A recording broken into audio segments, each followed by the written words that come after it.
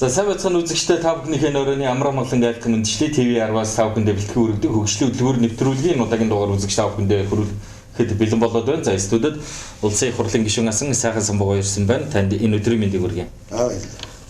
За тэгэхээр бид хоёрын хувьд бол за 14 хоногт за 7 хоногт нэг ярилцлагын цаг хийдэг. Энэ улс их орны хөгжлийн тухай гарц шийдлүүдийн талаар ярилцдаг. За тэгэхээр энэ удаагийн сэдвт ямар сэдв орсон байна уу гэдгийг та бүхэн бас нэвтрүүлэгт хамт байж үзэх боломжтой байгаа. За хамгийн ихний асуулт.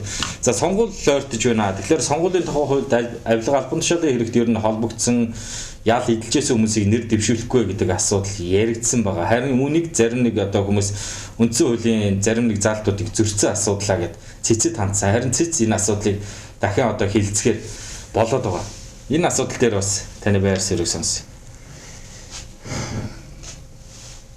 Гэхдээ энэ цэц бол одоо ийм асуудлыг заавал иргэн хүн өргөдөл өгсөн юм бэ. Тэгээд ямар хилцэхгүй хөлтэй биш. Тэгээд хилцгэл байх л та. Энэ бол тэр одоо улс төрчмөн байж одоо иргэн хүн гэмтэрэгт холбогдоод ял идэлсэн бол ёс зүгээр өөрөө байлгах хэрэгтэй шүү дээ. Заавал энийг одоо тэгэл нэг хүн зориулаа гаргах юм шиг энэ тэнд очиж дэмий мэрээ яваад байх хэрэг байхгүй л дээ. Ирүүгийн одоо хэрэг үүсгээд мөрдөн байцаал чүүх прокуророор бүгдэрэн дээр шийдэгдээд явдаг газар яваад гэлтэй ялаа идлээд тэгээ гараад ирсэн дахиад улс төр ярьж байгаа гэдэг чинь ёссон үед бол ерөөсөө зогцохгүй дэлтэй. Тийм үү. Тэгэл одоо өөрөө тэгээ улс төр орхиол хувийн амьдралыг хөөгөл явах хэрэгтэй шүү дээ. Тэгжил энэ хуулийг гаргасан гэж би ойлгосон. Тэгснээс нэг хоёр хүн зориулаад ийм хуулийг гэж байхгүй л. Тэгж өөр юм чиг дондогчод болмооч иргэн хэрэгт холбогдуулаад улс төрлөө зүтгээд байх юм хэрэг байна. Өөрөө ёс зүг үйлдэл гаргаж байгаа. Тэрийн шүүгээр нотлоод явчихад байх чинь надад зориулж гаргалаа гэж яриад байсан юм тийм ээ. Тэр бол яг дэмэлтэй. Ер нь бол байх хэрэгтэй гэдэг. 5 сарын 25-наас өмнө л ер нь сонгуулийн тухай хуулинд өөрчлөлт оруулах хуулинд тийм зохицуулалтаа байгаа юм шиг байна. Ер нь таны ер нь сонгуулийн тухай хуультай бас өөрчлөгдсөн зүйлүүдтэй бас танилцсан баг. Ер нь яг 25-наас яг одоо энэ баталсан байгаа хуулинд өөрчлөлт оруулах тийм зүйл залтууд байгаа юу? Байгаа. Энэ чинь нэгэнтээ үндсэн хуулинд нэмэлт өөрчлөлт хийгээд ингээд явцсан чинь тэрний чинь дагалдан гарах хуулиуд зөндөө бий л дээ. Шалгаруулгандаа байгаа шүү дээ. Тэгэхээр зэрэг тэр одоо манай нэг улс төрчтэй ярьдаг органик хууль гэдэг юмнуудаа хэрэгжүүлэх тэрийн ардын зориулсан тэр бичил дагалдах хуулиуд заашгүй гарна. Гэхдээ энийг бол тэрийг бүгдийг хийж амжихгүй юм шиг байна. Зүгээр энэ сонгуультай холбоотой энэ төс засагтай холбоотой нэг тэр хэдэн хуулиуд руугаа нэг зүтгээд тэгээд сонгуул болох юм шиг байна. Тэр одоо ирэх байж байгаа нам энэ сонгуул явуулах үйл ажиллагаагаа ямар журмаар яаж явуулах нь тэгээд тэр өөр шимнараа өгöd тах шиг байна. За сонгуулийн ерөнхий ороо бол тэгээд ирэх байж байгаа намын ариалд байдаг болохоор тэгээд энэ намынх нь шийдэн л дээ. Сонгуулийн ерөнхий ороо нэг шийдэж ийдэх юм байна. Зүгээр даалгасан үүрэг даалгаврыг биелүүлэх үүрэгтэй л байна. Тийм юм болох байна. Таны хувьд ер нь бас парламентод сууж байгаа туршлагатай улс төрч байсан. Дээрээс нь гадаадын улс төрийг бас ихээхэн судалдаг. За тэр дундаа Германы улс төрийг судалдаг. Ер нь манай улс шиг ийм утгаа алдсан. Авилга хэл ахуйлд одоо ил тод болчиход байхад дахин сонгуульд өрсөлдөхөд байдаг. Одоо бэлүү хуваах гэдэг иймэрхүү асуудал ер нь гадны улс төрүүдэд ер нь байдаг. Манайх шиг ийм утгаа алдсан зүйл. За энэ бол их чухал асуудал. Одоо ерөөсөн манай Монгол улсад үүрэлцэн бүр идэвээр болцоо одоо нэг ийм нөхцөл байдал. Мөн ч олон жил явж байна. Одоо сүүл рүүгээ бүр аимшигтай болж байна. Бялуу хуваалцах гэж хэл. За яг бялуу хуваалцах гэж зарим зүтгэгчл байгаа. Зарим зүгээр өшөө онцонгийн талбар болгож байна шүү дээ. Одоо Монголын улс төр. Тийм ээ. Тэрийг тэнд дэвшүүл би сөрж дэвшнэ гэдэг. Одоо бүр улаан цай одоо шүүх хурал нь болцсон хизээ зөв одоо ялаа авах гээд байж байгаа хүн сонгуульд өршлөнө гэж одоо ирээж иргүй явж шүү дээ. Тэгээд тэрийг одоо сонгуулийн ерөнхий ороо бүрдгчлээдэг шүүхээр эцсэн шийдвэрээгүй байхад хүний эрхийн асуудал гэл одоо энэ хүний эрх гэдэг үгний ард энэ ардчил гэдэг үгний ард энэ ард түмэн гэдэг үгний ард одоо энэ нэг ёс зүйн энэ одоо ирээзээр алдсан нэг ийм өлөг болцсон улс төрчд ерөөсөө салж өгөхгүй маа энэ улс төр. Улс төр гэдэг чинь одоо Монгол улсын тэр чигт нь авч үзэх юм л одоо ерөөсөн энэ дандаа ард түмний эсрэг эрүүг өнгийн тэр хөтөлж штеп юм. Тийм ээ. Одоо энэ жил би жишээ нь харж байна. Одоо 208 бие дагч дэвшнэ гэж яах юм. Тэгж байна. За одоо тэр үндсэн хуулиар ярил хүний эрхийн асуудал хүн яах намаа байх ярих бах. Нөгөө саяны миний хэлдэг хүний эрх гэдэг үгний ардчлал гэдэг үгний ард түмэн гэдэг үгний одоо ингээд одоо мэдгүй бие лавн дэлхийд энэ олон сая хүн амтай улс хүртэл 208 бие дагч дэвчээ. Бие лав олж уншиж хараагүй. Зөв манайд л харж. Тэгээ одоо бие биенийхээ эсрэг тийм ээ. Дайн байлдаа өшөө хонзондын талбар болгож одоо Монголын ард түмнийг 2-3 таслан хувааж хооронд нь талцсан ширэлтүүлж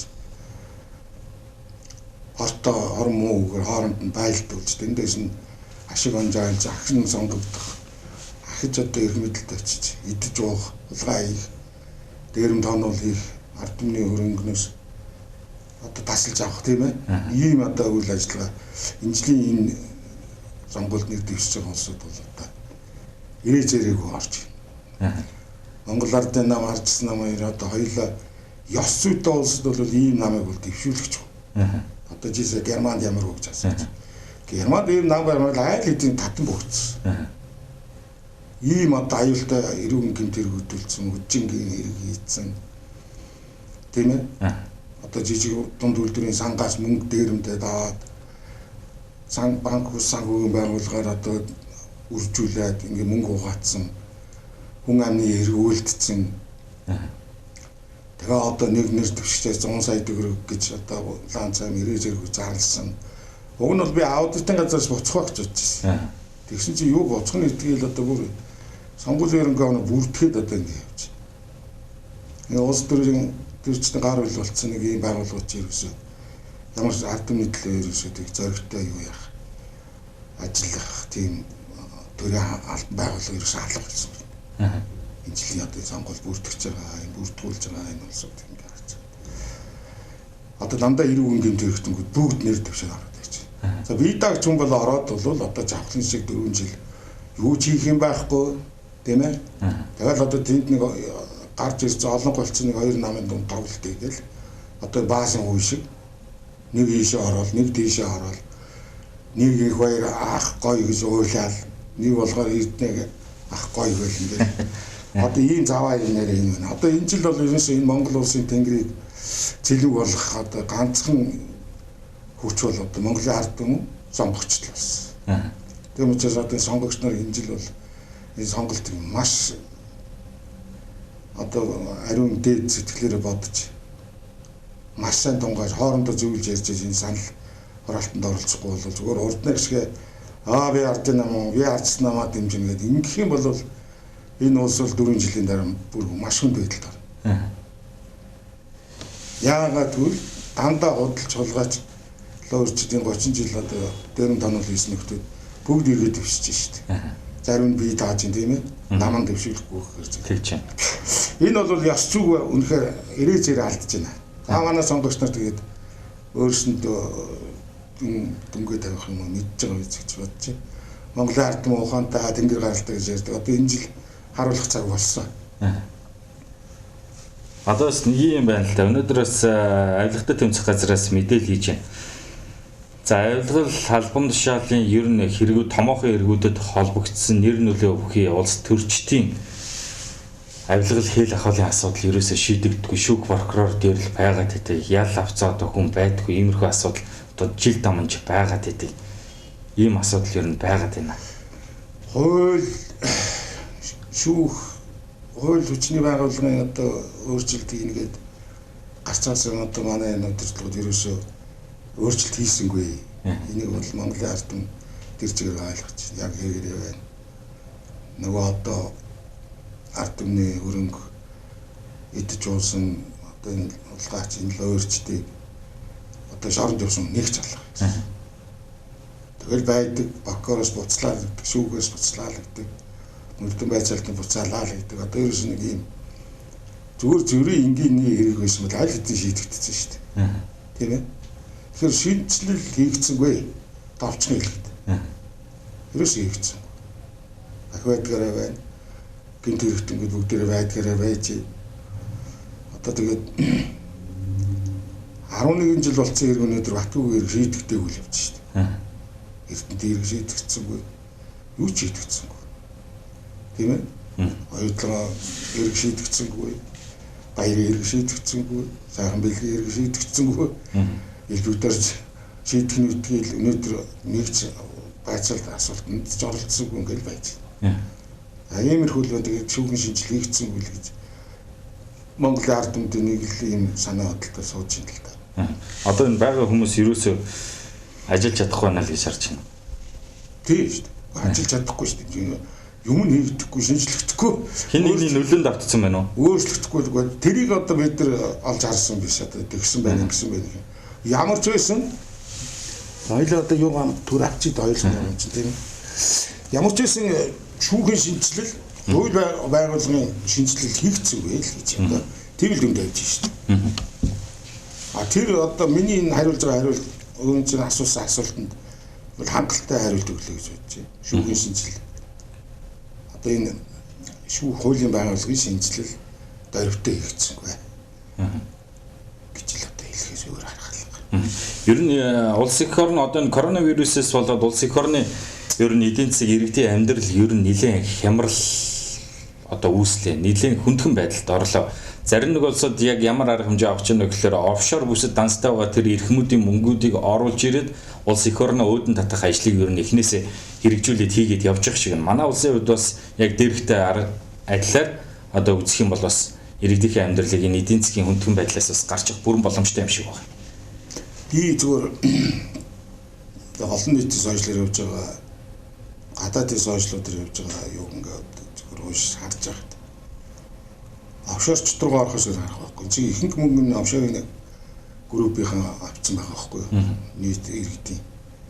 Одоо дэлхийн хэмжээний ярьж байгаа. Тэрэн дотор манай орцсон явж байгаа. Тийм ээ? 40 гаруй офшорчтой гэж зарлагдсан шүү дээ. Тэгсэн. Одоо ерөнхийлөгчийн 17 оны ерөнхийлөгчийн сонгуулийн үед. За Украин, Беларусь, Казахстан, хуучин зүүн Европын орнууд, хуучин энэ зөвлөлт холбоот улсын бүрэлдэхүүнд байсан улсууд, Оросын албаны улс, Хятад. За тэгээд Филиппин, Индонезийн төр бол одоо Америкийн нэгдсэн улс гэж байгаа шиг байна. Офшорт байгаа мөнгө рүү одоо орохгүй бол ерөөсөө аль орны эдийн засаг бол бүгд уналтанд орсон. Одоо энэ коронавирус энэ үчин одоо нэг сард гарсан сүүлийн хэвлэлүүдээр бол 10 сараас эхэлсэн гэж одоо ярьж байна. Тэгээд одоо мэддэхгүй явж байгаа нэг сард л зарлагдсан болохоос биш. Тэгэхээр зэрэг дэлхий бол одоо ийм жижигхэн гэдгийг нэгдүгээрт харуулж байгаа шиг. Дэлхий. За бүх улс орон том жижиггүй бие биенээс хамааралтай болсон гэдгийг харуулж байна. За хөл хорой гэдэг юмыг таагаад бас хятадуудыг дуурайгаад бүгдээрээ одоо энэ өвчийг эхэлж гарч явах үед яхаа учраа мэдэхгүй баахан хөл хорой зээд тавьсан. За тэр нь эргээд эдийн засгт нөлөөлөд болохоо байлаа гэдгийг одоо мэдж байна.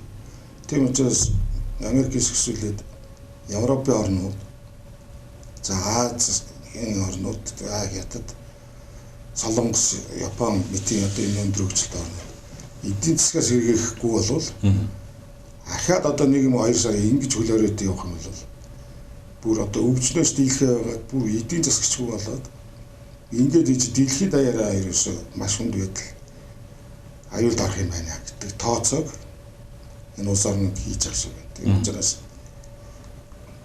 одоо Европын одоо хойд Европын одоо Швед, Финланд, Дани, Норвег мэтийн улсууд бол одоо хөлөөрөө цуцлаад бүр хичээл сургууль хийсэн. Европын төв Европын улсууд бол эдийн засгаас хэрэгэх за эхнээс нь одоо ингээд баг багаар ингэж чөлөөлөхгүй бол байдал бол өндөрх юм байна гэдгийг одоо мэдсэн, тооцоо хийсэн. Тийм учраас үйл ажиллагаанд орохгүй болохгүй байна гэдгийг. За чи өдөр 2 сард энийг зөндөө ярьсан. Инээлүүд энэс болж ийм байдлаар байвал яах вэ гэдгийг чи өдөр зөндөө ярьсан тийм ээ. Малчтад яаж нөлөөлөх үү? За Монголын одоо хөдөлмөрчин хүмүүст яаж нөлөөлөх үү? За өчнөө бэрхшээлтэй буурай харигдад яаж нөлөөлөх үү? Бид энийг зөндөө ярьцсан тийм. Одоо энэ телевиз үзэж байгаа хүмүүс санаж байгаа бид хамгийн гол аюултай юм бол энэ бэлэн мөнгөний өмсөлд орох гэдэг нэг битээ яасан. За би өөрийнхөө одоо сошиал Twitter, Facebook хуудасуудаараа зөндөө бичсэн юм. Хүмүүс уншсан байна. Одоо бэлэн мөнгө болсон. Манайч бэлэн мөнгө болж энэ Оросууд тэгэл Америк одоо Япон бэлэн мөнгөний өмсөл. За гадаад худалдаа, дотоод худалдааны эргэлт балаас алдагдсан бүгд. За бүх орны одоо зун цагт нэг баахан эдийн засгийг босгож авдаг нэг том бизнесийн салбар энэ аялал жуулчлалын салбар. Дэлхийн нийтээр унс. За энийгээ дагаад бүх аэрофлотууд аэрокомпаниуд дампуурч эхэлсэн. Тэгээд одоо өчигдрийн энэ тентгийн мэдээс ингээ харж байхад одоо нагарын тээвэр бол энэ ойрын 2-3 жил тэсэхгүй боллоо. Одоо шинэ Airbus компани хэвчил одоо 30 хэдэн мянган ажилчнаа цомготгож эхэлж байна тийм ээ. Цалингүй жилээ өгч. За ийм хүндэлтэй байдлууд орсон. За энэ том бэрхшээлүүд бол том жижиг улс гэж ерөөсөө ялахгүй. Тэр ярьсан тийм ээ. За улс бол жижигдэхгүй. 3 саяч байна уу, 300 саяч байна уу, 30 саяч байна уу. Нэг л улс юм чи бүгдээр яг адилхан зовлон бол хамсгаар болж байна. Яг өөртөө тохирсон ийм аюул болж байна. За дэлхийн эрүүл мэндийн байгууллага хамгийн гол аюултай нөхцөл байдал бол одоо бидний өмнө байна гэж байгаа хард биш. Тэгэхээр энэ аюултай үзэгдэл чинь одоо 5 сар 6 сар болох гэдэг шиг. Тэгэхээр зэрэг бид нар бол одоо яг улсын онцгой комисс дэлхийн эрүүл мэндийн байгууллагаас өдөр болгон мэдээ энэ авч явах шиг байна. За бүх орон авч байгаа. За тэрийг бид нарт дамжуулж байна. За бид нэр онцгой байдлын газараас өгж байгаа үүрэг даалгаврыг иргэд бол биелүүлж байгаа мөртлөө сүүлдээ одоо ер нь жоохон манайхан бас хэнэггүй суулшир хэнэггүй болж ирж байна. Тийм учраас энэ онцгой энэ байдал сонор зэрэмжээ алдаж болохгүй хүн болгоно гэдгийг л одоо хэлэх хэрэгтэй. Тийм учраас бэлэн мөнгөний хомсдол манад хэрэг ингэж нүүрлэх юм бол их аюултай. Одоо хамгийн сүүл тэр их муухай мэдээ явсан тэр хүүхд өлгөрч өглөө гэж. Ийм юм одоо зөндөө харин шүү. Түүхэнд байгаагүй манад одоо гарах гэж шүү дээ энэ засгийн үед. Өсөж өгнө гэж Монголд ер нь өсөж өгчээсэн тийм түүх шас тэр би л мэдэхгүй юм байна. Харин одоо л энэ чинь үзэх гэж байгаа шиг шүү дээ. Нийт хоёрдугаар энэ гадаад байгаа явцсан байсан нөгөө төр хугацаагаар эмчилгээнд явцсан байсан. За нэг жоон бизнес хөөжгсөн үүргийн худалдаач энэ төр баларч энэ гадны орнуудад. Энийг одоо яаралтай бас анхаарч үзэхгүй бол тэнд байгаа улсад асар их өндөрч байна. Тэднийгээ дагаад энд байгаа арга гэрийнх нь дагаж хямраад асар их асуудал босох шинжтэй болж байна.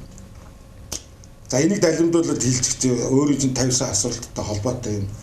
Монгол улсын засгийн газраас манай одоо ерөнхий сайд 7 зүйлийн сайхан болцол тавьсан. Өөрөө уншсан, танилцуулсан. Тэрийг бол одоо нэгэнж биелсэнгүй гэж Монголын ард түмэн одоо өнөөдөр мэдчихэв. Бид тэр үед худлаа амлаж байна ярьсан. Энэ бол одоо шал худлаа байна. Ерөнхий сайд одоо ингээд юм уншдаг. Яг одоо тэгээд үдээс нь хойш юм маргааш нь сангийн сайд нь гарч ирээд нэг шал өөр юм ярьдаг. За тэгжээ нийгмийн ангал хөдөлмөрийн сайд нь журам гараагүй, журам боловсрогдоогүй. Ингээд одоо ерөнхий сайдаа эсрэг мэдээлэл хийдэг. Сангийн сайдаа юм. Тийм ээ. Гадаад харилцааны сайд нь бас нэг сөрөг мэдээлэл хийдэг. Энэ засгийн газрын ерөөс ямс тийм хоорондоо тийм уялдаа холбоо байхгүй байна. Ив нэгдлгүй байна. Дотор хоёр хуваагдсан байна. Тийм учраас одоо ерөнхий сайд нэг юм амлдаг. Дагалдан сайднууд нь сөрөг юм амлдаг. За тэрний хамгийн том жишээ чиний асуултанд агуул байгаа. Одоо ноолор асуудал байна. 300 тэрбум төгрөг гаргаж ингээд одоо бүх малчтын ноолорыг 100 мянган тэгштгэл авна гэсэн. Тэгсэн. За амьдрал тэгштгэл бол одоо дандаа тэгштгэл үнэн зөв байдгүй гэдэг нь нотлогдлоо. Манай хүн тэгээ амлцсан. тэрийг аваачаад энэ улаан гэдэг нөхөр аваачаад зүүн 3 аймагт нөгөө 30 тэрбум тараагаад баг дуусчих шиг юм тийм. Бараг Төв аймагт ирсэнгүү дуусчих шиг боллоо одоо. Тэгээ одоо ингээд нөгөө гişүүд нар маань хурал дээр хоорондоо хэрэлдээд чиний танай аймгийн ноолоор эзээ 100 мянга өрч ирсэн. Манай аймгийн ноолоор өрдөг гэдэг одоо өөрсдөө тойрогтойг дуусгачихлаа энэ зүүн талд нь. Тэглээ. За ингээд энэ 8 онд намайг улсын хурл дэвшчих ноолоор яг ийм 35-аас 40 мянган төгрөг байсан. Тэгээ энийг өсгөж өгөөч гэд 8 онд ярьж ирсэн. Тэр 8 оны сонгуулийн үеийн проблем яг одоо гарлаа. Одоо тэгээд тэр үед тэгээ тэр шиний хурл байгуулагдаад 8 онд гарч ирээд малчтын ноолоор дэмжсэн юм байна. Дэмжиж тэгч 200 тэрбум төгрөг дарааж өгч ирсэн. Одоо ноолорын алдагдал гэж. Тэгэхэд яманд мөнгө өглөө гэж баахан шүүмжил гарч ирсэн. Тэгээ тухайн үед бол зөв шийдэж ижил дээ. Тэгэхэд коронавирусгүй байсан зүгээр л одоо малчтын ноолорын алдагдлыг одоо үн өсгөж өгнө гэдэг сонгуулиар амлаж байсан гарч ирээд тэрийг өгсөн л дөө. Одоо тэр яг давтагдж байна. Тэгээ одоо энэ баруун таван аймгийн төвийн аймагуудын ноолорыг яах вэ? Одоо малчд бол ерөөсөө боож өгөхөд бэлэн болсон юм шүү дээ. Бор шидмэс аавна гэдээ байж байгаа шүү. Дөнгөж сая энэ улаан сайд биелүүлж чадсангүй. Дөнгөж сая таныг бас за студид бас ирэхээс өмнө Монгол Ардын намын нэр бүхий зарим гишүүд нэг мэдээлэл авсан. Яг дээрх асуудалтай холбоотойгоор. За килограмм дутамд нь малчтынхаа орлогыг дэмжих үүднээс килограмм дутамд нь ноолуурн дээр 20 мянган төгрөгийн урамшуул өгье. Үүнийг засгийн газар бас хийх ёстой гэсэн байр суурийг хэд хэдэн гишүүд бас илэрхийлээд амжилтлаа л та. Одоо тэгээд тэр Мөнхбатад тэрүүд элдв очроо тийм санал гаргаж явж гин гэсэн тийм ээ. Яг тэд нар бол одоо тийм одоо өөрийнх нь тойрогнууд нэгдэлтэй байна. Тэндээс нэг дэвшээ гарцсан, та нарын төлөө ажил нэг амлалцсан. Одоо ийм хийхээс өөр арга байхгүй. Гэтэл одоо засгийн газраас хаанаас мөнгө гаргаж хийх вэ? 300 тэрбум ч өгсөнгүй энэ талтай өөрсдөө тойрогт өгöd дуусгацсан. Одоо яг тэр баруун талаас сонгогдсон гишүүдээр тийм санал тавиад ингээ оруулаад ингээ өглөөд мэдэхгүй. Одоо бид нар ямар төр өдөрч байгаач мэдэхгүй байна. Мөнгө хаа байна. Бэлэн. Бид тэр ярьсан шүү дээ. Бэлэнгийн хомсдолд орно. Энэ их аюултай. Энэ дээр одоо эртгэж анхаарал чи тэрийг өгч юу гэж идэр сонсоод те. Гэхдээ энэ өөртөө бодож байгаа мэдээтэй энэ телевиз үзэж байгаа хөдөлмөрчтэй саналаа уулзаад бид нар ингээл дүгнээ сууж байхаас өөр юм байхгүй. Гэхдээ зөв л хэлсэн байна. Зөв олж харсан байна. Би бол тэгж бодож байгаа. Яагаад гэвэл би энэ наран туул гэдэг энэ худалдааны төвийг хариуц ажиллаж байгаагийн хувьд дандаа энэ дундаас доош орлоготой дунд орлоготой улсуудтай харьцдаг учраас эдгээр юу хэд зэргийн мөнгөтэй улсууд гэдгийг би өөрөө сайн мэдээд байгаа байхгүй. Одоо би тэр сая хэллээ шүү дээ. Гадаад худалдааны баланс алдагдчихсан. Орж ирж байгаа бараа тавар байхгүй. Нэг жоохон хүнсний бүтээгдэхүүн орж ирж байгаа шиг байна тийм ээ. За хөдөөний малчд бол одоо нэг цагаан сар өнгөрөөд нэлээд удажлаа. Одоо мөнгөгүй. За одоо гурил мах хоёроос өөр нь байхгүй болсон. Одоо ер нь маш хүнд байдал дэгдэхэд бэлэн болчихлоо. Нөгөө коронавирусын хажуугаар амьдралын хүнд байдал дэгдэх нэ гэдгийг л битээр ярьцлаа дөө. Ер нь улаан сайд өөрийнх нь тойрог за Сүхбаатар аймагт одоо хамгийн өндөр үехгүй. Мөнгө байхгүй. Одоо тэгээд одоо энэ гишүүдийн тавьж байгаа болцдог яаж биелүүлэх юм. Одоо бид нар харахаас өөр зам байхгүй. Тэгээ энэ нам сая би хэллээ. Дотроо 2 хуваагдсан. Маш хүнд өн одоо сонгуулийн тойрог болоочтод бөө өрөөл болцсон байж байгаа. Юу малчтын ноолурлоо анхаарах. Одоо сонгуулийн одоо ганцхан сарын дараа сонгуулиос устгах эхлэх гээд байж шүү дээ. Тийм учраас одоо маш хүнд өн ингээд 7 төрлийн юм амлаад ингээд долоолоо биелсэнгүй гэдгийг одоо манай худалдаа хөгжүүлбэрийн танк бин тэр удирдлага маш олон телевизээр хэлж байгаа. Тэгээ бүр мянган бизнес эрхлэгч ягсан ч гэж хэлж үзсэн. Тэгсэн. Тий. Одоо ягсуу тэр ч одоо тэгээд 20 жир үед юу яасан өдөө төрхөрсөн гэж бариад байгаа юм бас. Тэгээд жагссангүй жагсна гэж хэлсэн.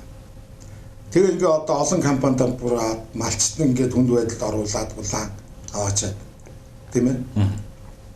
Ер нь их онцгой цаг үе бас л урд байна шүү. Ер нь 103 аймаг за тэр Сүхбаатар Дорнод гээд 103 аймагуд ер нь за За ямар ч үсэн ноолор бол хамгийн эрт самнаад бол бас өндөр үнээр өгөөд амжлаа. Тэр одоо толгойн өвчин болсон мөнгөний өгөөгүй байгаа. Дансаар нь оруулна. Дансаар нь оруулна хилцэл болохоос биш өгөөгүй байгаа шүү дээ. Одоо нэг ийм жижигхэн дөрвөлжин толон өгöd байх шиг юм лээ. Тэр хүнд. Тэгээ хизээ данс руу норох чөтгөрөг юм гээд.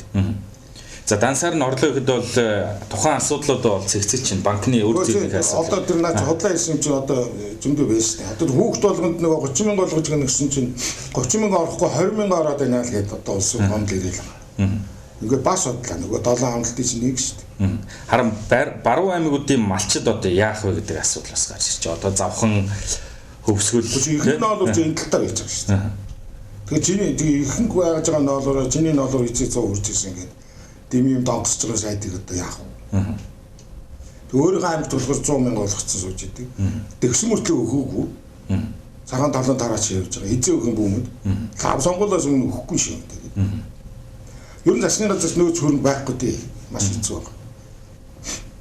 Малчид одоо 200 гаруй мянган малчид өнөөдөр 180 гаруй тэрбум төгрөгийн өөр зээлтэй байна гэдэг асуудал бас юу 180-аар тогтохгүй надад. 180-аар тогтохгүй шүү яа тогтох. Наач яг ингээд одоо банк санхүүгийн байгууллагууд өөртөө хийж болно. Энэ чинь хүн хоорондын өрөө гэж асар их хэмжээний өрөө байна.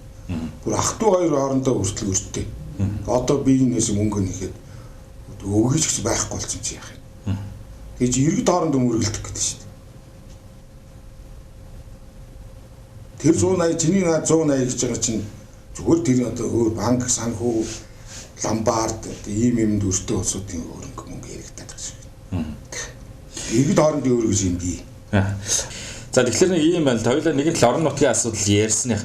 За төв суурин газруудын нийслэл Улаанбаатар хотын иргэд бол за ингээд тэгс хийгээд за эдийн засгийн хямралтай иргэдийн амьдралын хэцүү байгаа үед бол амьдралаа аваад явчихна. Их бага хэмжээний бизнес эрхлээдэж болтгоо. Харин нийслэл Улаанбаатар хот болон за төв суурин газраас нэлээд алслагдмал орон нутаг, сум орон нутгууд бүр нэлээд хүндхэн байдалд бас орох баг. Орох байх гэж орцсон. Орцсон байгаа байхгүй. Энд чинь хүмүүс одоо яг зүгээр 20 зэрэг тогтоосон тэгээ гарахгүй нэг цагаан сараас хойш байгаа жоохон нөөцөө хэрэглээд дуусчихад байгаа байхгүй. Тэгээ одоо энэ чинь нэгдүгээр энэ чинь бараа таваараалга, хоёрдугаар худалдаа авах чадвар бүр байхгүй болсон. Тэг бүр хөдөө орны нутаг гэдгийг энэ Улаанбаатар хотын иргэн тойронд чинь ерөөсөө байдал өндөр чинь мөнгөгүй болж ямар сантай хүүхд үлбэрч өгсөн ингэ мэдээ яваад байгаа. Тийм байна. Энэ чинь телевизүүдийн мэдээг ингээ харж байгаа чинь юу яагаад шүү дээ.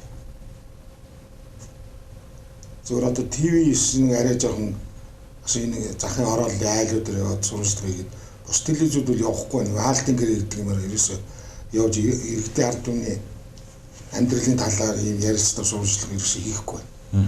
ТV-9 одоо явж байгаа мэдээгээр бол байдал хүнд байна. Тэр хүүхэд нас урслаа тэр гэдгийг одоо бид нар Монгол гомьёоноос л олж харж мэдээд байгаа болохоос биш. Бусад телевизүүд бол ерөөсөө явахгүй шүү дээ. Явуулахгүй.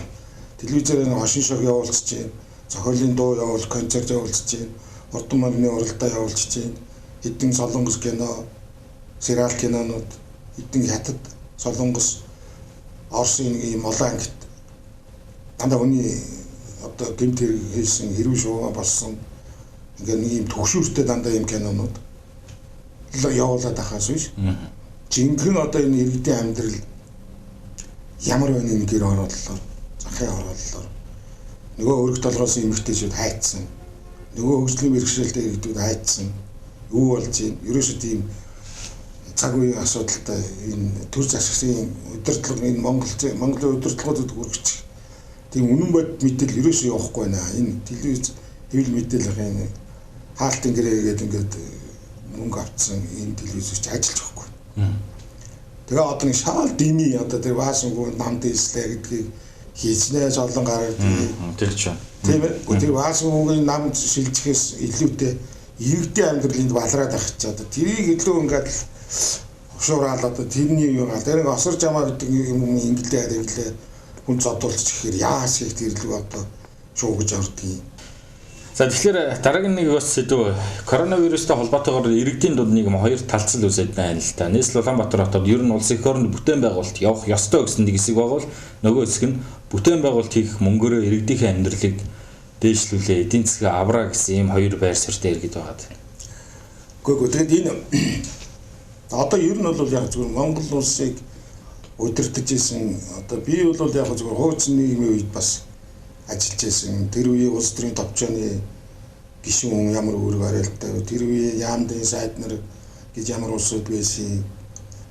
За тэр үеийн хотын удирдлагууд, хотын дарга хүмүүс ямар байсан. Одоо би бол маш сайн санаж байна л та. Гэхдээ ингэж ажилтдаг л байсан. Тэнд бол одоо ерөөсөө нэг л гаргасан тогтоож шийдвэр төлөвлөгөөтэй ажил байвал одоо яг л хийдэг. Дуусгадаг. Тэгээ одоо тэрэнд нь хяналт шалгалт тавьдаг. Санхүү дал дээрэнчдэг. Чанар үзмжийн хувьдчдэг. Тийм л байсан. Одоо бол ерөөсөө тийм алга. Нэг дуртай хүн бие тэгнэ. Би ингэн. Би тэгж байгаа. Би ингэж байгаа л гэдэг болохоос биш. Тэр ерөөс нэгц бодлого гэж юм ерөөс энэ улсад ерөөс байхгүй. Би одоо 8 онд их болд ороод ч тэрийг үзсэн. Тэрнээс өмнөх их хурал ажиллаж исэн энэ хүмүүсийг ч одоо байсан тэр ерөөс энэ Монгол улс нэг тийм нэгдмэл удирдлага гэж юм байдгүй. Уг нь бол үндсөндөө нэгдмэл улс гэдэг нэрлэлцэн байдаг юм. Тэгээ тийм ерөөс байхгүй. Тэгээ тэрний чинь энэ юу одоо ингээд хүн болгон дураараа ярьдаг. Тэгэл одоо дээрээс одоо гаргасан шийдвэр доошгоо хэрэгждэг. Тэгээ тэрнээс болж хэн хохирох вэ гэхээр зүгээр нөгөө ингийн ард иргэд л хохирдог. Одоо энэ яг энэ хүнд байдлын ийм үед чинь жирийн иргэд яг асар ихээр хохирж штэ. Нөгөө битээр ярьдаг нөгөө овшорчд. Нөгөө төрийн албан хаагч сайд дарга улсын их хурлын гишүүд нар ерөөс энд ч өртөхгүй байхгүй. Тийм учраас доош ерөөс харж ажиллах. Хий хоосон амлаад идэг. Амлсынууд нь амьдрал дээр ерөөсөө хэрэгжихгүй учраас улсууд их бохомдож байна. Маш их бохомдолтой.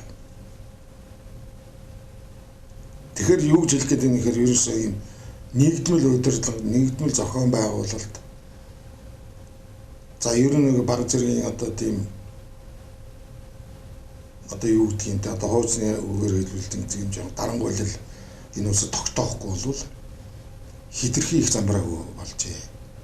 Энэ мэдээлэл энэ сошиал ертөнцийн тэгэл интернет энэ ямар ч тийм эмгэгч зохион байгуулалт юу байхгүй. Дуртай нь юугаар чамаагүй. Одоо энэ шудрам юм ярьсан хүн бол алуулж шít. Тийм ээ Google-ээр доромжлуулна, царай доромжлуулна.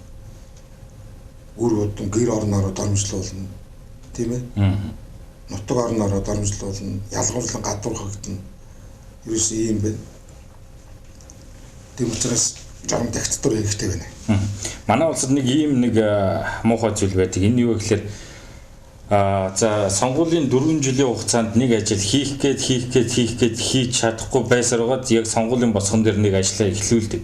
Харин дараачийн одоо засгийн газар нь гараад тэр ажлыг нь нураадаг, хийдгүү иймэрхүү асуудал байдаг. Би энэ дээр юу ярих гэдэг вэ гэхээр дархны замын бүтээн байгуулалтын ажил. Одоо хаагаад те ажлаа эхлүүлнэ гэсэн боловчийг за одоо сонгуул дамнаж хийгдэх гээд байна л да. Хийгдэх гээд гэж энэ одоо наад чинь хятадын засгийн газрын зээлийн өрөнгөөр уг нь нэг урсгалтай хийх гэж явж исэн. Тэгжээд л Европын сэргээн босголтын банкнаас бас тийм 30 сая доллар илүү хөнгөлөлтөй зээлээр нэмэгдэл аваад ингээ 2 урсгалтай 4-ийг нэтэ зам болгох энэ алах шиг ийм болгох болоод ингээ байж байгаад ажиллаа эхлэхдээ нөгөө хятадын зээлийн өрөнгөөр болохоор заавал хятад компани ажиллах хэрэгтэй болчихж байгаа. Тэг гэрээ ихтэй гэрээ тим. Бид нар гараад ингээ өнгөлтөй зээл өгөнд ихтэй бид нар өөрсдөө барьж өгнө. Хятад хүн зээлээ өгчөө тэгээ өөрсдөө хүмүүсээ ажиллах байртай болгож юм л та. Манай зээл өгсөн нэртэй. Тэгээд одоо тэр хятадууд нөгөө 108 хятад ирэх гээд тэрийг эсрэг үчи оруулах гэсэн. Тэгээ одоо энэ Монгол хүмүүс эхэлж байгаа юм хаашийн. За эндээс болж энэ дээр чинь баг холбоо хүртэл байгуулагдсан тийм ээ. Маш олон хүн одоо нас орсон 200 хүн нас орсон. Олон хүн бэртэд ирэмдэг болсон. Асар их хохирол үзсэн, сэтгэл санааны хохирлоо хийд. Тэгээ энийг хариуцж байгаа сай зөв зүгээр байна. Энийг л яваад байгаа. Энийг л телевизээр сайхан яриад тэгэл агарын зам тавина, дүүжин зам тавина тийм ээ. Янз бүрийн нөгөө энийг хийгээгүй баахан хүн нас орчод байхад ерөөсөй тоож байгаа байхгүй. Энэ хүнийг бол эрүүг хариуцлага татах хэрэгтэй та өгнө. Огцруулж яагаад тийм одоо явагдахгүй нэ. За тэгээд нөгөө битэрий хэлдэг нөгөө энэ төр засагт чинь ажиллаж байгаа энэ хүмүүс нөгөө хариуцлага хүлээдэггүй. Ёс зүй байдаггүй. Энэ нөгөө энэс нь болоод эргэж тохироод идэг гэдгийг л битэр одоо 3 жил гараа ярьсан ярьлаа. Одоо ч гэсэн ярьж л байна. Цаашдаа чинь яг энэ хэвээрээ байсаар л энэ Монгол улсад одоо ерөөсөө жоохон жижигхэн Монголын хэмжээнд тохирсон дарангуул тогтоож өгөхгүй л ерөөсөө болохоо байсан гэдгийг л би дүн олж харсан л да. Тэгвэл одоо энэ нэг юм ардчил яриад тэгэл ард түмэн гэж судлаа яриад тийм ээ. Тэгэл одоо нэг баахан худлаа юм амлаад тэгэнж ингэн чигээл одоо тэгэл тийм 2050 алсын хараач гэж байна. Одоо би Монгол ардын нам бол маш олон энэ 2008 он нэг баахан хүнд гавьяат цол өгөөл бас хөгжлөө хөтөлбөрөөр боловсруулсан. Нэг олон боловсруулж байгаа харцсан намж боловсруулсан. Бүгд байхгүй одоо тийм сурахгүй болгосон. Тэрнээс одоо хэрэгжиж юм нэгч байхгүй. Ерөөсөө ямар ч тийм алсын хараа яг товчхон гэх юм. Тэгээд одоо худлаа яриад энэ хамгийн гол нь одоо түрүүний одоо асуултанд ч хариулахад тэр хуучин цагт бол ерөөсөө тэр ямар ч юм амарсан бай. Ер нь яамны сайдын хэлсэг бол төрөг үг болго явчихдаг л байсан. Одоо бол тийм биш байна. Тэрний жишээ бол энэ зам дээрийн хөгжлийн яамны сайд гэж нэг нөхөр одоо явсан. Асар олон хүний амир тоглолоо шүү дээ. Ямар хариуцлага өгдөг. Одоо малчтаар бол жинхэнэ тоглож шүү дээ улаан гэдэг хүн.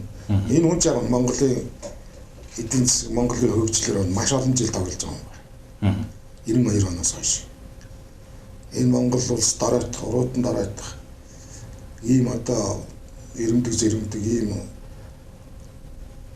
шалдар балдар одоо ийм улс болох гол дүр тогсон л дээ энэ улаан гэдэг. Ер нь засгийн газар гишүүдээ ер нь яаж бүрдүүлт юм бэ? Юуг нь хардаг юм бэ? Ер нь харах хэрэгтэй юм бэ? Гэхдээ яг эднээс нэг юм олон жил ингээд нэг бие биендээ тасцсан. Тэгээ бие биендээ шаардлага тавьж байгаа гэсэн. Бие биендээ одоо ингээд уусцсан. Ийм л нөхдүүд эргээ сайд болоод идэг шүү дээ. Тэр л байхгүй. Яаж сайд болдгийг гэлээ гинэ. Яг энэгээр л болж байгаа. Уг нь ямар хүмүүс тавьдаг хэвчээ. Гэхдээ уг нь бол одоо мэдлэг чадвартай тэгээд одоо ёс зүйтэй ийм л улсууд тавих хэрэгтэй л дээ. Тийм улсууд ч одоо бэлтгэгдэг байхгүй та. 92 оноос хойш тасарцсан. 92 оноос хойш. Дандаа ийм одоо хууль ус этгээдүүд дандаа ийм одоо нэг ийм төрийн их мэдлэг одоо гартаа оруулж аваад маш ордон дүүргэн баяжих сонирхолтой. Тэгээ нэг юм үзэг улсууч ингээд их мэдл авахаараа ийм дампу болд юм байна л да. Чингис хааны хэлдгээр бол одоо мөн их мэдл албан тушаал бүгд гэдэг чинь л одоо болчиход байна л да. Тэгээд энийг одоо өөрчилж энийг янзлах тэр цаг хугацаа нь бол би одоо энэ жил бараг болсон баг гэж бодод байна. Тэгээд одоо сонгогч нар л шийдэн дээ энэ жил. Сонгогч нар гэснээс за саяхан өчигдөр нөө уржигдөр за Монгол улсын ерөнхийлөгч Халтмаагийн Батболго нэгэн зүйл ярьсан. Энэ юу гэхээр сонгуул ер нь явуулах нь зүйтэй юм уу буруу юм уу? Энийг сайн бодолцооч 400 гаруй тэрбум төгрөг зарцуулах гэдэг дэвштэй энд чинь гэдэг асуудлыг ярьсан байгаа. Харин нөгөө талд ерөнхий сайд нь юу гэж байна гэхээр сонгуулийг ёс журмынхын дагуу тухайн болох өдөр нь явуулах ёстой гэсэн иймэрхүү хоёр санал бас сошиал дээр нэлээд яваад байна. Таны хувьд энэ дээр бас юу гэж харж байна? Нийт одоо нуус төрийг жоохон судалдаг сонирхдаг хүмүүс бол хөрсгөө үед бол энэ засгийн газар авч үлдэхийн тулд өөрөө эрх мэдэлтэй үлдэхийн тулд энэ сонгуулийг одоо хийхгүй бол хойшлох тусмаа ардын намд бол ашиггүй гэдгийг нэгдүгээр тэгж дүгнэж байна. Би бол энэтэй санал нэг байгаа. Ерөнхийлөгч бол яг энэ зүгээр өвчин зовлон ихсээд нөгөө цар тахалчин дэгдчихвээ гэсэн болгоомжлолтой тийм санал гаргаад байгаа шиг. Хойшлол яасан юм бэ гэж. Гэхдээ одоо дөрөв дөрвөн юу бодож байгааг мань мэд юу гэж мэдхүү тийм ээ. Ерөнхий сайд хүн одоо юу бодож боловсруулж байгааг бид яаж мэдхүү зүгээр ерөнхийдөө зүгээр дүн шинжилгээ хийх тул тийм юм харагдаж байгаа. Гэт нөгөө нэг ирээдүйд ямар болох гэдгийг цаг хугацаа харуулна гэдгийг л одоо баримтлал бидэг бол харж байхаас сонгуул болно гэвэл одоо тэгэл болоод оролцол явах байх. А болохгүй гинт боллоо гэд бас тэгжиж магадгүй л дээ. Гинт гинтэн. Манай төр зэгсэн ямар ч найдваргүй шүү дээ. Өнөөдөр нэг юм шиг маргааш нэг юм ярьдаг гэдгийг сая битээр яриа л тийм ээ. Өмнөхийн дундор ингээд энэ телевиз үзэж байгаа хүмүүсд бол ойлгож байгаа. Ерөнхий сайдны юм амлах дээр маргааш нь заавал сөрөг мэдгэл хийдэг. Ерөнхий сайдынхаа эсрэг. Тэгээ тийм юм чинь одоо сонгуул болохгүй гэнтлэн ажиллаа боллоо ч гэж магадгүй л байна. Би бол одоо тэхгүй байх нэгэнтээ ингэсэн сарын дараа одоо сурчлага хэлэх гэж байдаг. Мэдгүй ерөнхийлөгч байгаа үгийг тоох юм уу ч өтгөр бүү мэд. Энэ хямрал бол энэ хэвээрээ үргэлжилсээр байгаа сонгуулийн ард дээр ч үргэлжил. Хэдэн сарч үргэлжилж магадгүй. Тэгэхээр хамгийн гол нь одоо энэ 2020 оны сонгуулиар эдэж ухаас илүүтэйгээр эх орноо боддог ийм шин сэтгэлтэй бас залуучууд те хүмүүс бас гарч ирвэл энэ хямралаас богино хугацаанд гарах бүрэн боломж бас байгаа гэж хараад байна. Гэхдээ мэдгүй энэ зүгээр энэ их олон бие даагч нар гарч ирээд их хурл бүрдчих юм бол хэцүү шүү. Ерөөс ажил явахгүй л дээ. Чи хоорондоо хэрэлдээд одоо нэг мундаг төрийн төвшөө төр болцсон гэдэг одоо эдгээр чи айгүй их зан нойрдох байхгүй нэг гişүн болохоор зэрэг. Би ард түмний төлөв илч төлөөлөгч мөн энэ төр гэдэг янз бүрийн том юм яриад.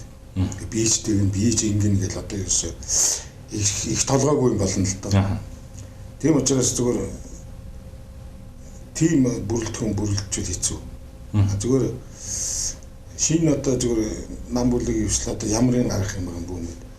Тэгээ энэ хоёр нам нь яаж оролцох? Энэ хоёр нам чинь одоо ер нь хэцүү шүү дээ тийм ээ. Хоёулаа дотроо хагаралтай байж байгаа. Энэ бол одоо маш эвгүй дүрсүрэг харагдаж байна. Би энэхээ эсрэг дайн зарлж байна. Дэвшин өрсөлдөн замаар татж байгаа тийм ээ. Тэгээ ийм хоорондоо юм нэгдэл болцсон ийм хоёр нам сонгуульд оролцсон ямар дүн үзүүлэх юм бүү мэд. Одоо энэ сонгогчдын сонголт их чухал байна. Тийм учраас одоо тэр их олон удаа ярьсан ер нь их сайн бодож иж санал санаачлага өгөөрэй. За тэр мөнгө тараагаад явж байгаа нь одоо мөнгөний авчлал харах баг. Гэхдээ тэр хүмүүс мөнгөгүй болсон. Тэр мөнгө бол ямар ч байсан тараагдж байгаа мөнгө бол ард түмний өөрсдөө л хөрөнгө мөнгө л болохоос биш. Тэр хүн өөрөөсөө тэгж мөнгө тараана гэж байхгүй дээ. Одоо тараад ганц нэг хүн бий. Өөрөөсөө өгчих чадaltaй. Тэр нь бол арай зөв. Ихэнх нь тэгэл энэ тэндээс шүүрдсэн, самардж авсан олборлсон дээмэл мөнгөнүүд байгаа. Тэгээд тэрийг надад аваад санд өгтөө бол өөрөөр л өгөх хэрэгтэй л дээ.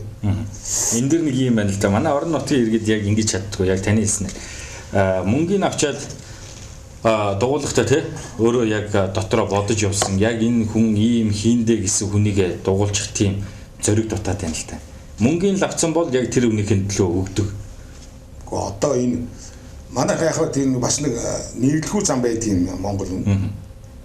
Хүний юм авцсан одоо яа их тэгж болохгүй дээ. Тэгээд дэрий чинь одоо та нар 7 удаагийн сонгуулиар өөрөөсөө баларлаа шүү дээ тийм. За яг юм ин авцсан юм чинь тэр юм чинь өөрийн чи юм а гэж би одоо хэлээд байна шүү дээ.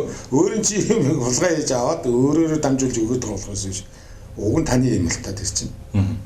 Тийм учраас тэрийг одоо ирэх биш ойлгодог болсон байх би найдаж байгаа шүү дээ. Энэ жилийн сонгуульд бол. Жишээлбэл одоо би зөвхөн өөрийнхөө төрсөн нутгаар жишээ аваад нэг юм хэлээд гэж бодож. Би одоо 8 онд байхад манай аймаг руу энэ тавигдсан замыг одоо би энэ маршрутыг өөрчлүүлж энэ тосон зингэл гэдэг сумаар дайруулж явуулдаг болсон. Уг нь энэ өөр болсон. Өөр хийцэн байсан. Тэгээ одоо 8 жил ингээд болж байхад манай аймаг ганцаар холбогддог байхгүй. Би бол 8 жил энэ аймагаас одоо сонгогдож чадаагүй сонголтод ороогүй явж байгаа юм байхгүй. Тэгэл харж байхад одоо өнөөдөр бол аймаг холбогддог л байна. Манай аймаг ганцаар үлдэж байгаа. 21 аймаг гэсэн. Тэгэхээр зөв манай сонгогчдын гишүүдээр бол сайн ажиллаагүй байна гэж би үзээд байгаа байхгүй. Тийм байна. Өөрөлдөө би өөрийнхөө төвшин нутгаар жишээ. Тэгэхэд Увс аймаг холбогдсон байна. Увс аймаг холбогдсон. Баян хөлгийн ховд энэ төр бүгдээр энэ зүүн 3 аймаг холбогдсон. Урдлын говийн 2 аймаг 3 аймаг холбогдсон. ийм л одоо байгаа юм л да. За таныг бас улсын хурлын гишүүн байсан үнээр би энэ гишүүтэй холбоотой нэг зүйлийг асууя. Ер нь тухайн сум орон нутгаас сонгогдсон улсын хурлын гишүүн ер нь тухайн төрөгтэй юу хийх ёстой, ямар өөрөг хүлээсэн хүн байдаг юм бол ер нь бэлэг тэмдэг болоод парламентд суугаад идэх юм. Ихэнх нь тэгж байгаа юм. Бэлэг тэмдэг болчихж байгаа. За яг тэгээд ер нь аймгийн төвд чинь нэг хэдхэн л асуудал байдаг юм л та. Сумын төвд нэг сургууль байгаа юм. Нэг л сургууль. За нэг юм уу хоёр цэцэрлэг байгаа юм. Нэг соёлын төв байгаа юм. За нэг эмнэлэг байгаа юм. Сумын эмнэлэг. За тэгээд нэг сумын одоо засаг захиргааны нэгж болцсон ганц байсан. Ерөөс нь ийм итгэл байна. Яг соёлын төв байна. Энийг л өөрчлөлгээд зүтгэдэг ерөөс. Энийг л өөрчлөлгээд. Энийг за тэгээд нэг хэдэн багийн төв яригддаг. Багийн төв гэдэг нь баг дээр бас зарим багийн төв бариад өгөхөөр зэрэг тэн дээр суулгахгүй. Бас тийм тал бий байдаг юм. Байгаль нь буруу болсон байт юм уу? Нэг он шаардлагагүй байт юм уу? За ийм байдаг. Тэгээд одоо наваа байж хахад чинь бүгдөө гар утастай энэ Mobicom талбарт нь G-Mobile талбарт нь Skytel талбарт нь гэж ярьдаг гэсэн. Бүгдээр интернет сүлжээтэй холбогдно гэж хэлдэг гэсэн. Одоо тэр энэ төр бол бүгдээр асуудал биш болсон байна л да. Дууссан байна хийгдээд. За бүх сум захлагаанаар холбогддог байсан намайг байт. Одоо бүгд холбогдсон байна. Тийм учраас ийм хэдхэн баярлага байгууламж л яригдаад байна. Сумын төвд. За аймгийн төвд болохоор нэгдсэн халаа аврын системтэй холбоо, нэгдсэн багрын системтэй холбоо гэж яригддаг бас нэг хэдхэн л юм. Тэгвэл театрын баярлага баригдана. Орсон байшинтай энэ ортонтой болно. Засаг захиргааны байшин барина гэл нэг ийм хідэн юм дотор л эргэлдээд байгаа шиг. Ерөнхийдөө нэг цар хүрээтэй одоо тийм ийм төвлөрөлийг бий болгоно ингэж хотчиж өгч чинь ийм тийм ерөөс яригдахгүй л дээ. Яригдсан. Орон нутгийн сонгогдсон гишүүдэр бол нэг тийм хүрээнд яригдал тэгэл нэг цагаан сараар нэг очин наадмаар нэг очин дуртай бол очин дугуул очихгүй. Тэгж ингээл тэгэл 4 жил болчихж байгаа. Тэгэл болоо. Уг нь юм их. Тийм нийт улс оронд ярих тэр хөгжлийн асуудал бол ийм жижиг мажоритараар явцсан үед ерөөсөө яригдаж болох байхгүй. Энэ манай ийм жижиг мажоритараар явах юм бол энэ улмал дараатай байна. Ерөөсөө хөгжихгүй л дээ. Яг зүгээр энэ сая энэ өнцөлдөө өөрчлөлтөөр яг нөгөө их хурлын гишүүдээр зандан шатрын ярьж байгаа бол 3 үүрэгтэй байсан. Тэрний нэг нь бол одоо нэгдсэн төсвөрүүд дайрс ордгийг боловсон гэж хэлээ. Тэгэж одоо засгийн газрын оруулж ирсэн төсвийг одоо тэр зэгээр баталж өгнө гэж.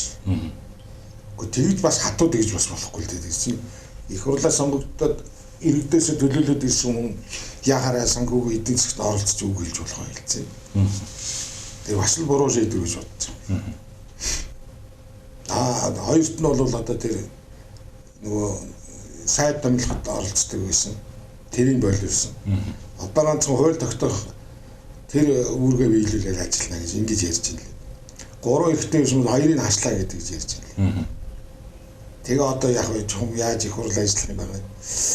Албан тушаалд нь оролцохгүй, санхүү эдийн засгт нь оролцохгүй. Тэгээд тэр хуулиа баталж өгөөд тэгээд хуулийнхаа өнөөс өөрчлөлтөд тэгэл одоо хуулийнхаа хэрэгжилтэнд хяналттай байлдаг гэж сууж байгаа юм байна л да. Тэгээ би бол ажил нь улам өнгөрч байгаа юм байл гэж ойлгосон. Хийх юмгүй болж байгаа юм байна л гэж бодсон л да. Тэгээ хуулийн чинь тэгээ хүн болгон санаачлаад бааш явахгүй хийлдэхгүй юм чинь. Ихэнх нь засгийн газраас оруулж ирж байгаа хуулийг л тэн дээр нэг ганц нэг саналаа хэлэл тэгэл тэр хууль батлагдал батлах ёстой бол батаа явна, батлахгүй ёстой бол тэгсгээ унгаагаад явуулдаг тийм зарчимтай. Тийм өдөртлөнд орол ажилт хийж гişүүд. За. За тэгэхээр өнөөдөр бас сэдвэр нэвтрүүлгийн цаг бас энд хүрээд дуусаж байна. Тэгэхээр улс их орны хөгжлийн тухай сошиал дээр бас нэлээд эргэлзээтэй хэд хэдэн асуудлын сэдвийн хүрээнд хоёлаа өнөөдрийн сэдвийн хүрээнд бол ярилцлаа. Тэгэхээр сүүлийн минутаа 2-3 минутыг бас танд үлдээ. За одоо яг битэр бас үгийнхаа ихэнд ярьчлаа. За өмнөх нэвтрүүлэг дээр бас зөндөө ярьсан. За одоо ингээд коронавирус гэдгийг бид нар нэлээсээ ойлголттой болж байгаа юм байна. Иргэд хүн болгон за яг эрүүл мэндийн яамнаас чадлын хайраар ажиллаад 11 цагт ингээд мэдээлэл өгөөд ерөнхийдөө тэр мэдээллийг иргэд хардаг болчих шиг боллоо тийм ээ. За коронавирус яаж тархдгийг за тэрнээс хамгаалахын тулд яадгийг ингээд бас иргэд бид нар өөрсдөө тэгээ гэр бүлээ хамгаалах бас нэг анхан шатны мэдлэгтэй болоод байгаа шиг байна. За тэгээд сүүлийн үед бол одоо ингээд нэг жоохон задгаар маягтай тийм ээ. Тэрийг одоо энэ онцгой байдлын комиссараас хилээл анхааруулад байгаа. За эрүүл мэндийн яамнаас бас мэрэгжлийн дэд байгаа хүмүүс нь хилээд ингээд анхааруулад байгаа. Энэ анхаарлаа бас сулруулж болохгүй. Хэрвээ бид нэр яг энэ одоо бол яг зөөлөгдөж ирээд байна гэж бид нар яриад байгаа. Тэгж байна. Тийм учраас дотооддоо энийг ингээд тархдаг болгочих юм бол бид нар юу сонгуул хийх мантай юм. Тийм. Аюултай болно тийм ээ. Тийм учраас энэ 5 сарыг бол одоо яг сонгоцсон нөгөө хугацаага. Тэгэхээр бид нар бас яг энэндээ нэгэнтээ ингээд дасаа зогсоод явж байгаа юм чинь энийг бид нар бас хөдөө орон нутагч бай, хоцорон газарч бай, ямар нэг албан газарч бай ерөөсөө бид нар яг ингээд бас төр зэсгээс зарим нэг юм бас жоохон сулруулъя гэж бас өчтөр уучтараас яриад тах шиг байна тийм ээ. Тэр нь зүйтэй. Одоо энэ эдийн засгийн руу жоохон анхаарахгүй бол юм л бол 20 цагт нь энэ хаана боон гэдэг юм бол бас болохгүй байна гэдгийг энэ олон улс мэдчихэд хонтоо улсууд чинь бас жоохон өөр арга хэмжээр шилжээд байна. Тийм учраас сонор сэрэмжээ алдахгүй байжгаад энийг нэг даван тоолж хэрэгтэй. Өөрсдөө л өвдөж болохгүй хамгийн гол нь. Өвдөж л болохгүй. За өвдөж юм бол энэ вирус чинь өөрөө дахиад за хүний биед бол бүр одоо итгэж нөхөшгүй тийм орхог үлдээх тийм шинж тэмдэг сүүлийн үед илэрч ийн гэж байна. Тийм ээ. Хүний насыг богиносгодог тийм хэлбэр рүү шилжиж орж ийн гэж байна. Тийм учраас өвдөж болохгүй гэдгийг одоо би Монголынхаа нийт ард түмэнд энийг ингээ хэлье. Өвдөж болохгүй. Энэгээр энэ өвчнөр энэ вирусыг өвдөж болохгүй. Тийм учраас анхаарлаа ерөөсөө суулруулж болохгүй. За засгаас зохион байгуулалт яг энэ сонгуулаа хийх юм бол одоо бид нар ингэж очиж юу яахгүй юм байна. Хур цуглаа хийгээ, цуглуулаад юм яриад амлаад за би тэгин шиг ингэж гэхгүй юм байна. Юм сонголтыг бол хүн болгон яг өөрөө хийх юм байна. Сурчлагыг бол бид нар сошиал ертөнц радио, телевиз, хэвлэл мэдээлэлээр за сурчлагын материалаар хийх юм байна гэж ингэж ойлгож байгаа. Ойлгогдож байна. Яг нь дөрөв заа журам нарийн гараагүй. За ямар ч байсан санал хураалт бол иргэд өөрсдөө очиж ямар нэгэн тэр хар машинч бай, гараараарч бай саналаа бол очиж нэг маск зүгээд бэлэг өмсөж байгаа очиод өгөх бах. Тийм ээ. За тэгээд одоо хамгийн сүүлд хэлгээд энэ жилийн энэ сонгуулийг л сонголтоо л яддаг зүг хийгэрэл гэж одоо бас л хэлэндээ. Тэр одоо их олон дэвшигчнэр та нарын өмнө очих юм байна. 3-4 нам эвсэл үнэ 10 хэдэн нам 10 хэдэн нам 10 хэдэн 4 нам байсан 14 нам 4 эвсэл 208 бие дагц та нарын өмнө очих нэ. За эндээс одоо та нар ёстой нэг за Монгол хүмүүс ёстой жинхэнэ тэнгэр заяатай угаалтай ард түмэн гэж одоо маш олон жил ярьсан. Улс төр чи та нарт тийм нэр өгсөн. Одоо тэрийг л харуулах цаг болсон та. За. Одоо яг ирсэн хоног хугацаа цаг нисдэг гэдгийг одоо харлаа бид нар нисэд хүрээд ирлээ 16 айл хэдний тэнд өнгөрцөн байна. 17 он өнгөрцөн байна. 18 он өнгөрцөн байна. 19 он ч өнгөрцөн байна. 20 он дээр хүрээд ирсэн. 6 сарын 27-нд бид нар сонгуулаа саналаа өгцгөөд. Тэн дээр Монголын ухаантай тэнгэр заяатай гэдгийг харуулаарай гэж л өрөөж таатав. Өөр би юу. Тэгээ эрүүл энхийг хүсье хамгийн гол нь өвдөж болохгүй. Анхаарлаа сулруулж болохгүй шүү. Ингээд хоёлаа маска зүүндээ тийм ээ. За баярлалаа. За тэгэхээр өнөөдрийн нэвтрүүлэгт хамт байсан үзэгч та бүхэнд баярлалаа. Улс их орны хөгжлийн тухай за сошиал дээр бас нэлээд одоо шуугантай байгаа нэлээд талцж байгаа хэд хэдэн сэдвийн хүрээнд та бүхний бас эргэлзээг тайлсан болов уу гэж итгэж байна. Тэгэхээр нэвтрүүлэгт хамт байсан үзэгч та бүхэнд баярлалаа. Баяртай та бүхэн гэрээс гарахдаа за маска зүүж эрүүл мэндэд одоо анхаарч гарахыг та бүхэнд бас уриалан хэлмээр байна. Баяртай үзэгч. За баяртай.